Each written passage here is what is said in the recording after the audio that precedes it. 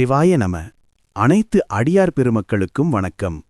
இந்த வாக்கு உரையானது கடந்த 23/12/2025 அன்று இலங்கை கீரிமலையில் நடந்த சிவபுராண கூட்டுப் பிரார்த்தனையில் அகத்திய பெருமானால் உரைக்கப்பட்டது. வாருங்கள், வாக்கின் உரைக்குள் செல்வோம். இறைவா, நீயே அனைத்தும். இறைவா, நீ நன்றாக இருக்க வேண்டும். அன்னை ஸ்ரீ லோபாமுத்ரா உடனுரை தந்தை அகத்திய மாமுனிவர் திருவடிகளை பணிந்து, ஈரேழு உலகத்தையும் காத்தருளக்கூடிய அன்னை ஸ்ரீ உண்ணாமலை அம்மை உடனுரை தந்தை அண்ணாமலையார் புற்கமலத்தை பணிந்து பதிவினை வெளியிடுகின்றோம். வணக்கம். இந்த ஞான உரையை கேட்க வந்திருக்கும் நீங்க எல்லோருமே பெரும் பாக்கியசாலிகள், உன்னதமான ஆன்மாக்கள். ஆமாம், சித்தர்களோட இந்த தெய்வீக செய்திகளை கேட்கும்போது உங்க வாழ்க்கையில நிச்சயம் நல்ல மாற்றங்கள் நடக்கும். இன்னைக்கு நாம சித்தன் அருள் வலைப்பதிவுல இருந்து மாமுனிவர் அகத்தியர் அருளிய ஒரு செய்திய ரொம்ப ஆழமா பார்க்க போறோம். குறிப்பா ராவணேஸ்வர பெருமான பத்தி நாம இதுவரைக்கும் அதிகம் அறிந்திராத சில பிரம்மாண்டமான ஆற்றல்களை பத்தி தெரிஞ்சுக்க போறோம். ஆமா, இந்த தகவல்களை நீங்க முழுமையா கேட்கும்போது மனிதன் ஆற்றலோட எல்லைகள் அப்புறம் பிரபஞ்ச ரகசியங்கள் பத்தின ஒரு புதுவிதமான புரிதல் உங்களுக்கு கிடைக்கும். சரி, முதல் விஷயத்துக்கு போலாமா? போலாம். ராவணேஸ்வரர் கிரகங்களோட இயக்கத்தையே கட்டுப்படுத்தினார்னு இந்த ஆதாரம் சொல்லுது. இது ஒரு பெரிய கூற்று இல்லையா?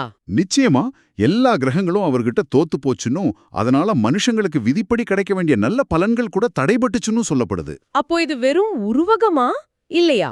அதுதான் இங்க சுவாரஸ்யமே. இது ஒரு உருவகமா சொல்லப்படல. கிரகங்களே அவர்கிட்ட தங்களோட கடமைகளை செய்ய அனுமதி கேட்டு மன்றாடியதா ஆதாரம் சொல்லுது. அப்படியா? அவரோட ஆளுமை இயற்கையோட விதிகளையும் தாண்டி இருந்திருக்கு.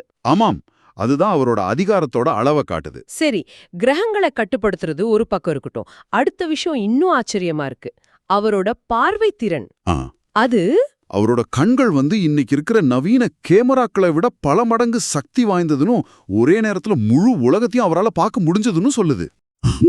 ஆபாரம் சொல்ற மாதிரி எத்தனை பிக்சர் இருந்தாலும் அதை கடந்து பார்க்கும் சக்தி அது. இது வெறும் பார்வை மட்டும் இல்ல, ஒரு பிரபஞ்ச கண்காணிப்பு மாதிரி. சரியா சொன்னீங்க. ஒரு இடத்துல இருந்துகிட்டே பிரபஞ்சத்துல எங்க என்ன நடக்குதுன்னு தெரிஞ்சுக்கிற ஒரு ஞான பார்வை அது. ஆனா ஒரு மனுஷனுக்கு எப்படி இவ்வளவு அசாத்தியமான சக்தி வர முடியும்? இதுக்கு அந்த ஆதாரம் ஒரு விளக்கம் கொடுக்குதே. மனித உடலை ஒரு ரோபோ கூட ஒப்பிடுதே. அது ஒரு ஆழமான தத்துவம். ஒரு ரோபோ இயங்க பேட்டரி தேவைப்படுற மாதிரி மனித உடல் இயங்க இறைவன் கொடுத்த ஒரு சக்தி தேவைப்படுது. ஓ, அப்படியா? ஒருத்தர்கிட்ட அந்த சக்தி குறைவா இருந்தா அவரால கேள்விகள் மட்டும்தான் கேட்க முடியும், உண்மைகளை உணர முடியாது. ஆனா அந்த ஆற்றல் முழுமையா ஏற்றப்படும் போது பிரபஞ்ச ரகசியங்களே அவருக்கு தெரிய வரும். அப்போ ஒவ்வொரு மனுஷங்கிட்டயும் இருக்கிற அந்த தனிப்பட்ட கதிர்வீச்சு, அதாவது ரேடியேஷன் பத்தி ஆதாரம் சொல்றது இததானா? அதேதான். அந்த கதிர்வீச்சு தான் ஒருத்தரோட செல்வாக்கையும் திறனையும் தீர்மானிக்குது. இராவணேஸ்வர பெருமான்கிட்ட அந்த சக்தி உச்சத்துல இருந்திருக்கு. அந்த சக்தியை அதிகப்படுத்த முடியுமா? அதுக்குன்னு சில புனித தலங்கள் இருக்கிறதாவும் இந்த ஆதாரம் குறிப்பிடுதே.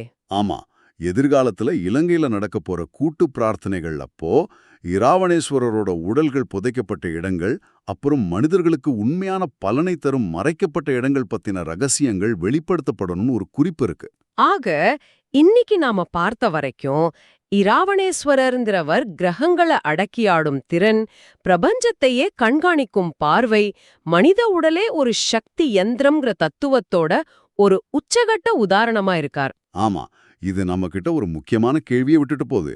இந்த ஆதாரத்தின்படி மனித உடல் இறைவன் கொடுத்த சக்தியால இயங்குற ஒரு யந்திரம்னா, உங்க உடலை இயக்கிக்கிட்டு இருக்கிற அந்த சக்திய நீங்க எப்படி பெருக்குறீங்க, எந்த நல்ல வழியில பயன்படுத்துறீங்க?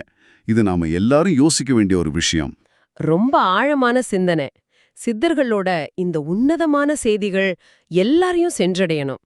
இது உலக மக்கள் எல்லாருக்கும் பொதுவானது. இதுக்கு பதிப்புரிமை எதுவும் கிடையாது.